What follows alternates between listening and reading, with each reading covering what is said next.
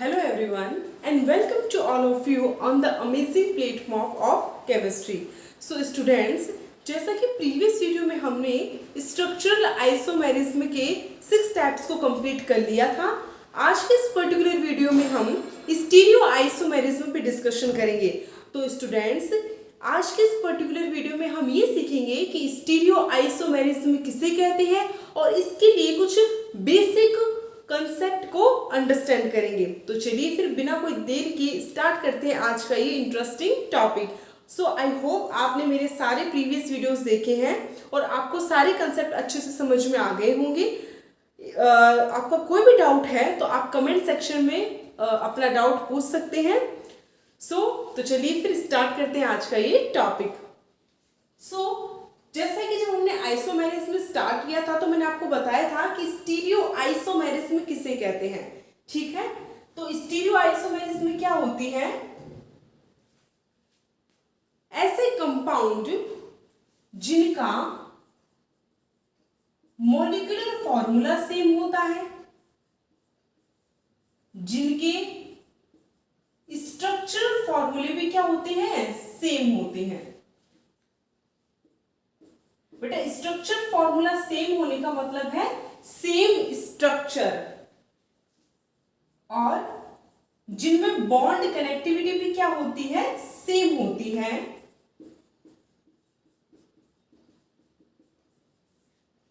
But अब देखो ध्यान से सुनना, जब हमने आइसोमेरिज्म के ऊपर बात की थी ना तो मैंने आपको बताया था आइसोमेरिज्म क्या होती है। तो आइसोमेरिज्म एक ऐसा फिनोमेना होता है जिसमें मॉलिक्यूल का मॉलिक्यूलर फॉर्मूला तो सेम होता है बट उसकी फिजिकल और केमिकल प्रॉपर्टी डिफरेंट पाई जाती है, ठीक है। अगर कंपाउंड की स्ट्रक्चर डिफरेंट हो जाती है तो उसे स्ट्रक्चरल आइसोमेरिज्म कहा जाता है। बट अगर ऐसे कंपाउंड जिनका मॉलिक्यूलर फॉर्मूला भी सेम है, जिनका स्ट्रक्चरल फॉर्मूला भी सेम है, यानी ऐसे कंपाउंड जिनकी स्ट्रक्चर भी सेम है, उनका मॉलिक्यूलर फॉर्मूला भी सेम है और उनमें बॉन्ड कनेक्टिविटी यानी एटम्स के बीच में जो बॉन्ड की पोजीशंस है ना वो भी सेम है, but different arrangement of atoms in 3D। लेकिन अगर एटम्स का 3D में अरेंजमेंट डिफरेंट हो जाए ना तो ऐसे कंपाउंड को स्टीरियो आइसोमर कहा जाता है और इस फिनोमिना को स्टीरियो आइसोमेरिज्म कहा जाता है। जैसे फॉर एग्जांपल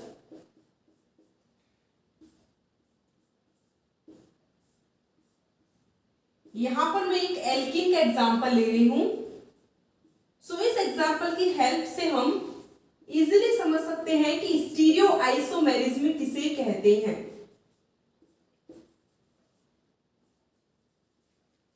तो अब देखिए आपके पास यहां पर दो कंपाउंड है, जैसा कि आप देख सकते हैं दोनों के मॉलिक्यूलर फॉर्मूला क्या है, सेम। दोनों में ही दो तो कार्बन है, 1 2 3 4 कार्बन है, 8 हाइड्रोजन है, ठीक है, और डबल बॉन्ड है दोनों में कार्बन के बीच में। तो दोनों की स्ट्रक्चर सेम स्ट्रक्चर है, सेम मॉलिक्यूलर फॉर्मूला है, बॉन्ड कनेक्टिविटी भी क्या है, सेम है, ठीक है ना। बॉन्ड कनेक्टिविटी में डिफरेंस नहीं है, बट डिफरेंस क्या है बेटा, डिफरेंस है एटम्स के 3D अरेंजमेंट में।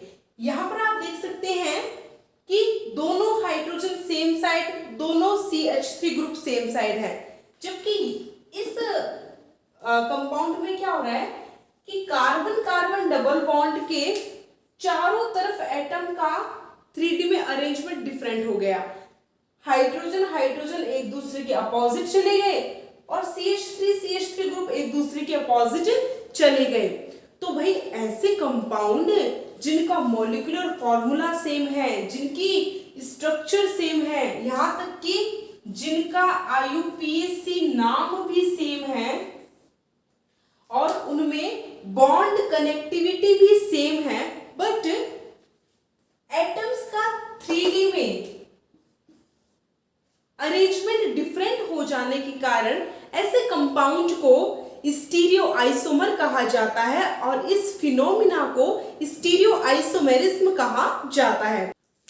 तो स्टूडेंट्स, अगर आपको स्टीरियो आइसोमेरिज्म या फिर स्टीरियो केमिस्ट्री को बहुत ही अच्छे से समझना है ना, तो इसके लिए आपको सबसे पहले स्टीरियो आइसोमेरिज्म या फिर स्टीरियो केमिस्ट्री के कुछ बेसिक टर्मिनोलॉजी को समझना होगा। वो बेसिक टर्मिनोलॉजी क्या क्या है? उनमें से फर्स्ट है कायरल कार्बन। देखो बेटा, ये सब चीजें क्यों बताई जा रही हैं? क्योंकि जब हम स्टीरियो आइसोमेरिज्म को पूरी डिटेल में पढ़ेंगे ना, स्टीरियो केमिस्ट्री को, तो वहां पर कुछ नाम बहुत बार यूज में लिए जाएंगे, ठीक है? तो अगर आपको उन नामों का, उन वर्ड्स का मीनिंग ही अच्छे से नहीं पता होगा तो आप फिर कैसे समझ पाएंगे स्टीरियो आइसोमेरिज्म को, ठीक है? तो पहले हम सारे बेसिक टर्मिनोलॉजी पढ़ लेते हैं, फिर जब आप स्टीरियो आइसोमेरिज्म को पूरा पढ़ेंगे ना, तो आपको सब चीजें अच्छे से समझ में आ जाएंगी। सबसे पहला आता है कायरल कार्बन, ठीक है? तो कायरल कार्बन किसे कहते हैं? The carbon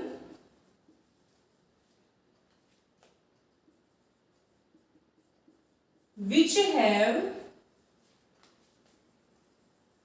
all 4 bonds are different।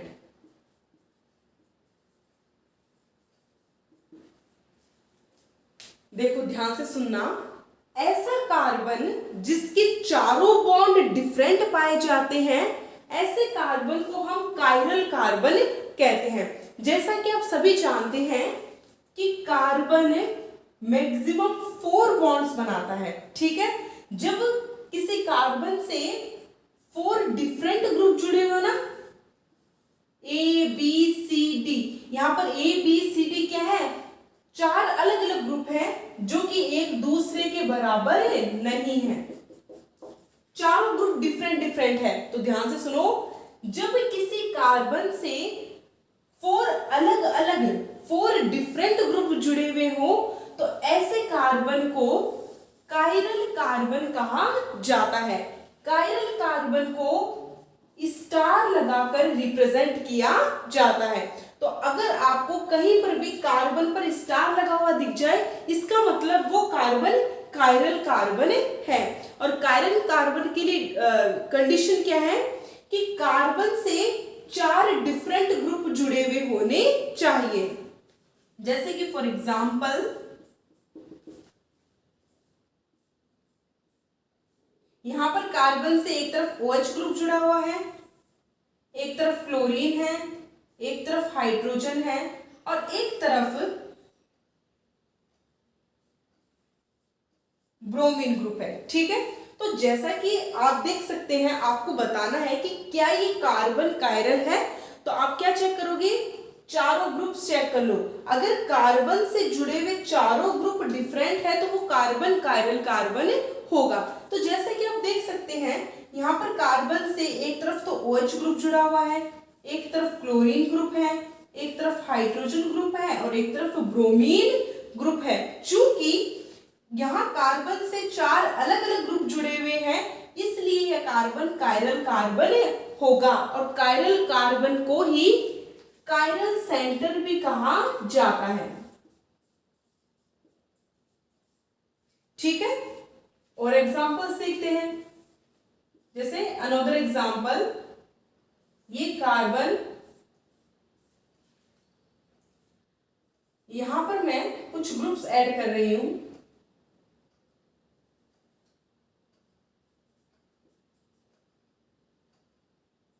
आपको बताना है कि ये कार्बन कायरल है या फिर नहीं। तो चेक कैसे करेंगे? कार्बन से अगर 4 ग्रुप डिफरेंट जुड़े हुए हैं तो वो कायरल है, अदरवाइज वो कायरल नहीं होगा। तो चेक कर लीजिए,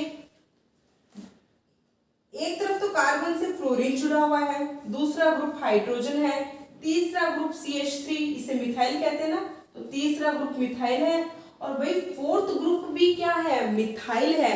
तो अगर गलती से कार्बन से दो सेम ग्रुप जुड़ जाए तो वो कायरल नहीं होगा, है ना। कायरल के लिए तो चारों ग्रुप डिफरेंट होने चाहिए ना। तो अब ये कार्बन कायरल नहीं है। ये कायरल कब हो सकता है? अगर ये दोनों ग्रुप क्या हो जाए, डिफरेंट हो जाए।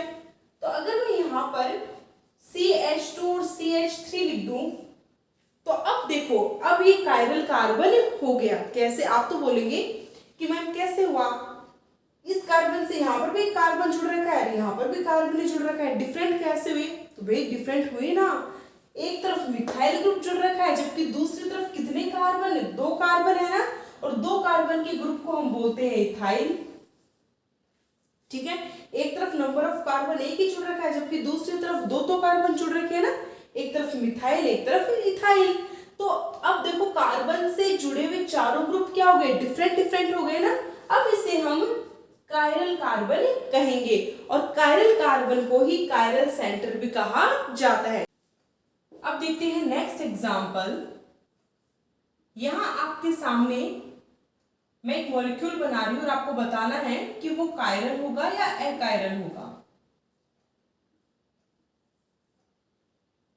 ठीक है, अब आप मुझे बताइए कि इस कंपाउंड में कितने कायरल सेंटर प्रेजेंट हैं। तो बेटा कायरल सेंटर का मतलब कायरल कार्बन, और कायरल कार्बन चेक करने के लिए आपको क्या चेक करना होगा? ऐसा कार्बन जिससे चारों ग्रुप डिफरेंट डिफरेंट जुड़े हुए हो। तो जैसा कि आप जानते हैं कि जब भी हम कोई साइक्लिक स्ट्रक्चर बनाते हैं ना, तो ये जितने भी कॉर्नर्स आते हैं इनका मतलब यहाँ पर एक एक कार्बन प्रेजेंट है। तो यहाँ पर क्या है? सारे कार्बन ही तो है ना ये। ठीक है, अब आपको क्या चेक करना है? इन सारे कार्बन को चेक करना है कि भाई इनमें से कायरल कौन सा है। तो देखो, पहले इस कार्बन को चेक करो। इस कार्बन से एक तरफ OH जुड़ा हुआ है, एक तरफ हाइड्रोजन जुड़ा हुआ है,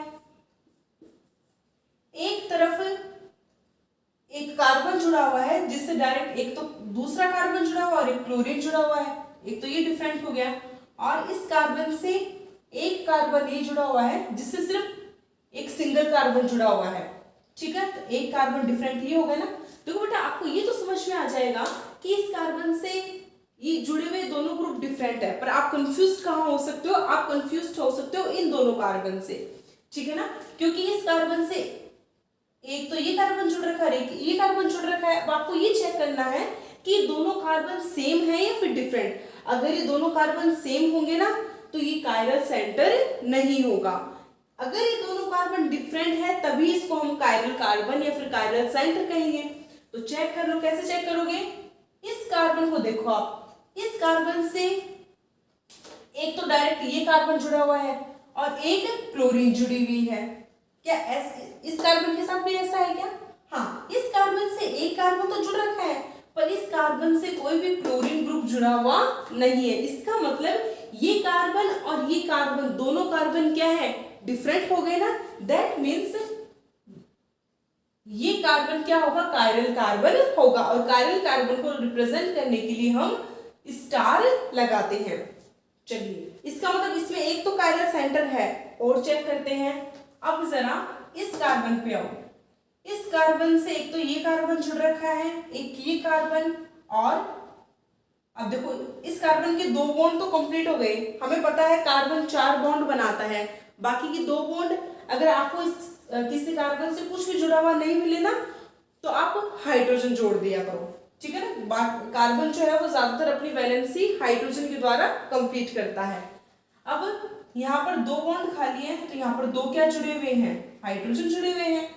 तो अगर कार्बन से 2 सेम ग्रुप जुड़े हुए हो ना तो वो कार्बन कभी भी कायरल कार्बन नहीं होगा। तो सेम कंडीशन यहाँ पर है, यहाँ पर भी 1 2 2 बॉन्ड खाली तो वो 2 हाइड्रोजन आ गए यहाँ पर। इसका मतलब यहाँ पर ये चारों ही कार्बन कायरल नहीं होंगे। अब चेक करते हैं इस वाले को। अब देखो इस वाले को ध्यान से देखो, इस वाले कार्बन से एक तो ये कार्बन जुड़ा हुआ है जो कि कायरल है, एक ये कार्बन जुड़ा हुआ है जो कि अकायरल है। इसका मतलब ये दोनों कार्बन क्या हो गए? डिफरेंट हो गए ना। एक कायरल कार्बन है और दूसरा अकायरल, यानी ऐसा कार्बन जिसमें कायरल सेंटर प्रेजेंट नहीं है। ठीक है, तो ये दोनों कार्बन डिफरेंट हो गए अपने आप में। एक क्लोरीन जुड़ा हुआ है, अब इस कार्बन के पास कितना बॉन्ड खाली है, एक बॉन्ड खाली ना, इसका मतलब एक क्या जुड़ा हुआ है, इससे हाइड्रोजन जुड़ा हुआ है। तो जैसा कि आप देख सकते हैं यहाँ पर कार्बन से चारों ग्रुप डिफरेंट जुड़े हुए हैं, इसलिए ये कार्बन भी क्या होगा, कायरल कार्बन होगा। तो यहाँ पर टोटल कायरल सेंटर या फिर कायरल कार्बन कितने हैं, तो 2 कायरल सेंटर या फिर 2 कायरल कार्बन प्रेजेंट हैं। अब मैं आपको एक क्वेश्चन करने को देती हूँ, आप इसको जब पूरा वीडियो कंप्लीट हो जाए ना तो वीडियो को अच्छे से देखिए, फिर आप इस क्वेश्चन को प्रैक्टिस करना और आई एम श्योर दैट आप इस क्वेश्चन को इजीली कर पाएंगे। आपको क्या करना है, फाइंड द कायरल सेंटर और chiral carbon, find the number of chiral centre and chiral carbon. Compound क्या है,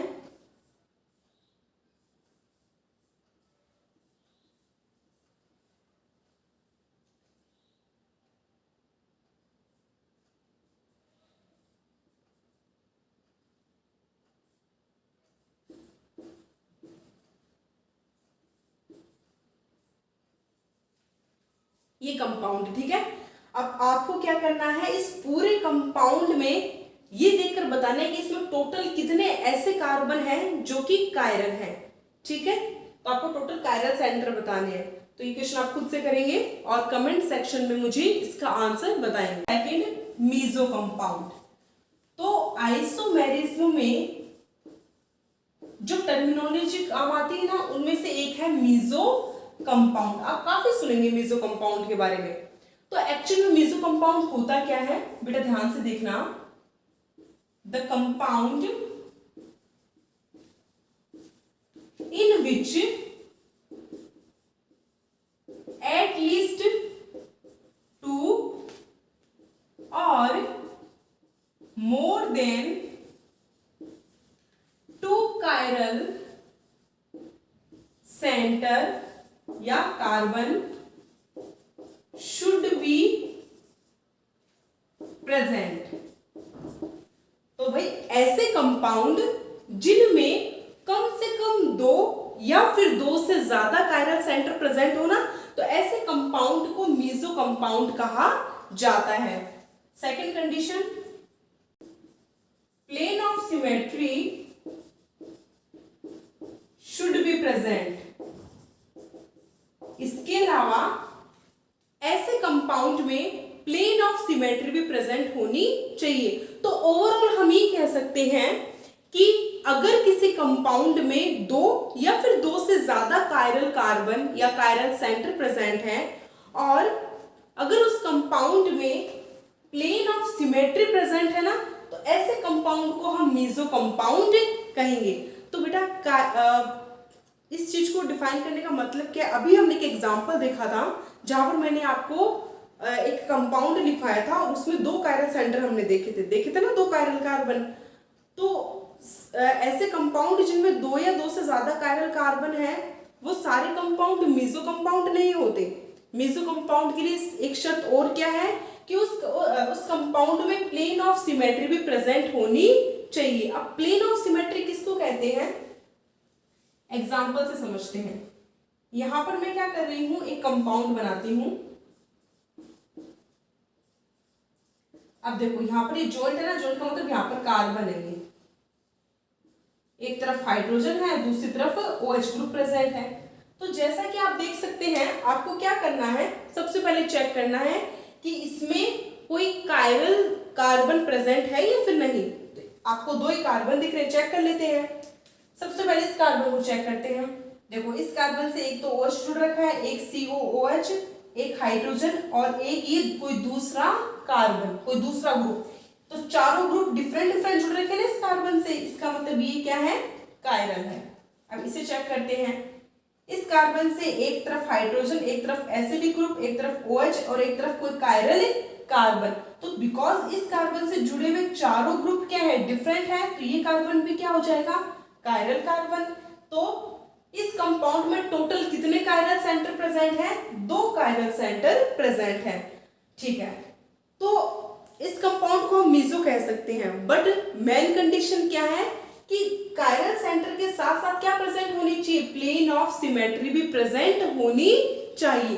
प्लेन ऑफ सिमेट्री का मतलब होता है कि जब भी हम देखो, वैसे तो सिमेट्री एक चैप्टर है, तो इसके लिए मैं अलग से एक वीडियो बना दूंगी, पर यहाँ पर मैं आपको शॉर्ट में समझा देती हूँ कि प्लेन ऑफ सिमेट्री का मतलब होता है कि अगर किसी भी कंपाउंड के बीच में हम एक प्लेन रख दे, प्लेन का मतलब इसको हम अगर दो भागों में डिवाइड कर दे ना, दो पार्ट्स में, तो डिवाइड करने के बाद बनने वाले दोनों पार्ट्स अगर सेम हैं तो ऐसे इस टाइप को हम प्लेन ऑफ सिमेट्री कहते हैं, इस टाइप की फीचर को। तो जैसा कि आप देख सकते हैं, अगर हम इन दोनों कार्बन को बीच में से दो भागों में डिवाइड कर दें, जैसे मैंने कर दिया यहाँ पर दो भागों में डिवाइड कर दिया इसको, ठीक है, तो अब अब यहाँ पर दोनों कार्बन क्या हो गए, दो अलग अलग भागों में डिवाइड हो गए। डिवाइड होने के बाद आप देखो, ऊपर वाला ग्रुप और नीचे वाला ग्रुप दोनों क्या है, एकदम सेम है, दोनों सेम है ना।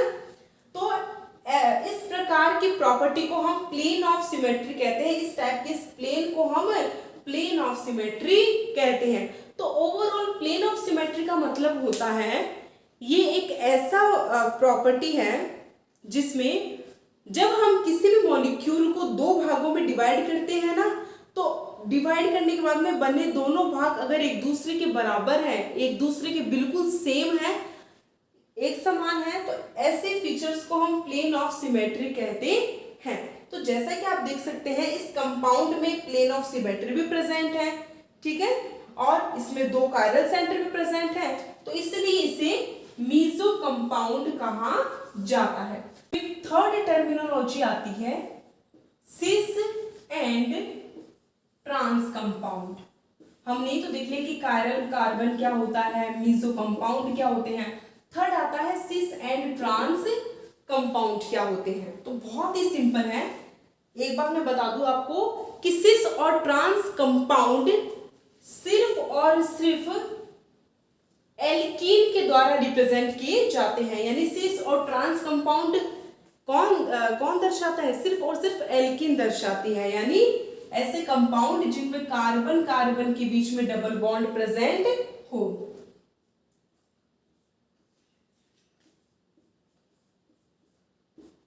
ठीक है, तो सिस और ट्रांस कंपाउंड सिर्फ एल्कीन के द्वारा दर्शाए जाते हैं। अब किस कंपाउंड को हम सिस कहेंगे, किस कंपाउंड के लिए हम ट्रांस वर्ड का यूज करेंगे, ध्यान से देखना। जैसा कि आप देख सकते हैं कि एल्कीन में कार्बन कार्बन के बीच में डबल बॉन्ड पाया जाता है। अब हर कार्बन से सिर्फ दो बॉन्ड खाली हैं, ठीक है। तो अगर किसी भी एल्कीन में दो सेम ग्रुप एक साइड होना, ध्यान से सुन लो, जब भी किसी एल्कीन में दो सेम ग्रुप एक साइड होना, तो ऐसे कंपाउंड को हम बोलते हैं सिस।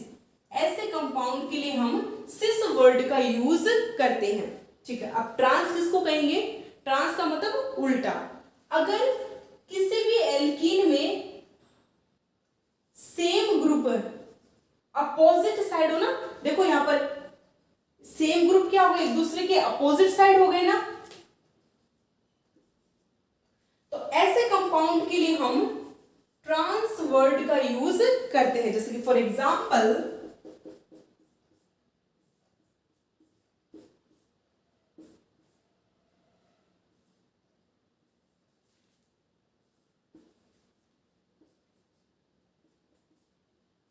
या फिर यहां पर मैं CH3 दिखा देती हूं आपको।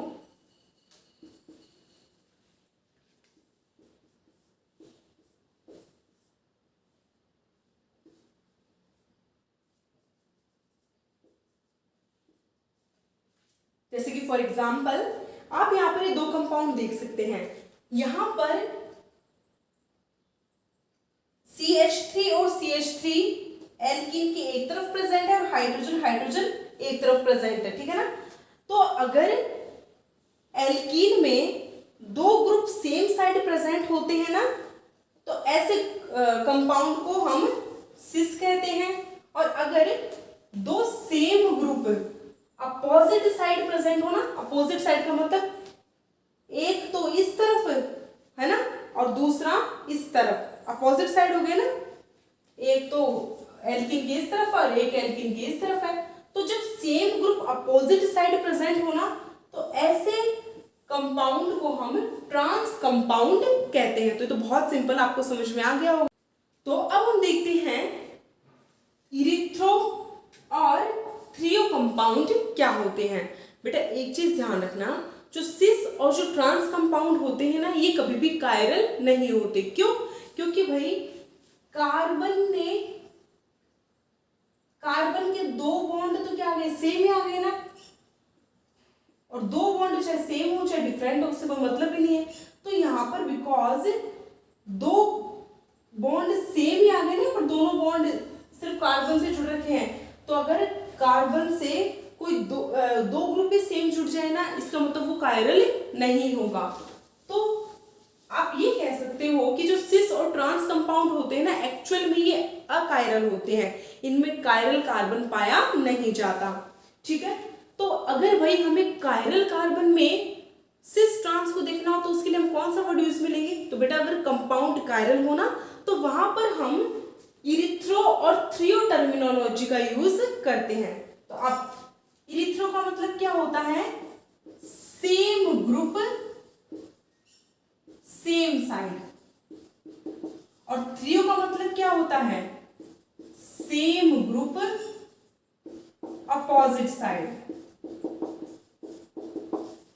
ठीक है, वो सिस और ट्रांस के जैसा ही है। जैसे कि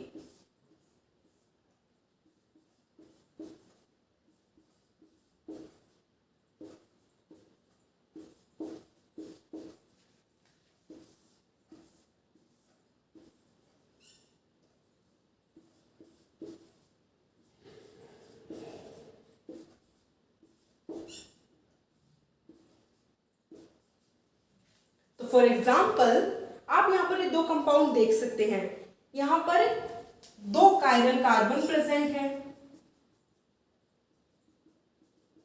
ठीक है, मतलब ये कंपाउंड क्या है? कायरल है ना ये। ठीक है, अब अगर किसी कंपाउंड में सेम ग्रुप सेम साइड होना, तो ऐसे कंपाउंड को हम इरिथ्रो कंपाउंड कहते हैं। ठीक है, ध्यान रखना, इरिथ्रो और थ्रियो टर्मिनोलॉजी का यूज कायरल मॉलिक्यूल्स के लिए किया जाता है। तो अगर किसी भी मॉलिक्यूल में, किसी कायरल मॉलिक्यूल में सेम ग्रुप सेम साइड होना, देखो देख सकते हो OH OH एक साइड है, हाइड्रोजन हाइड्रोजन एक साइड है, तो इस टाइप के कंपाउंड को हम इरिथ्रो कंपाउंड कहते हैं। और थ्रियो का मतलब सेम ग्रुप अपोजिट साइड।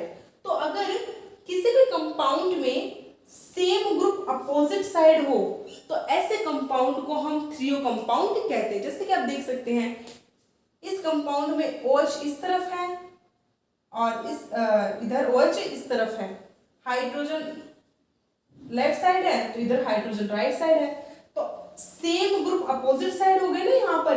तो ऐसे कंपाउंड के लिए हम थ्रियो टर्मिनोलॉजी का यूज करते हैं। तो इस टाइप से आप इजीली किसी भी कंपाउंड को आइडेंटिफाई कर सकते हो कि कौन सा कंपाउंड सिस होगा, कौन सा ट्रांस होगा, कौन सा इरिथ्रो होगा, कौन सा थ्रियो होगा। ठीक है, और कौन से कार्बन को हम कायरल कार्बन कहेंगे और कौन से कंपाउंड को हम मेसो कंपाउंड कहेंगे।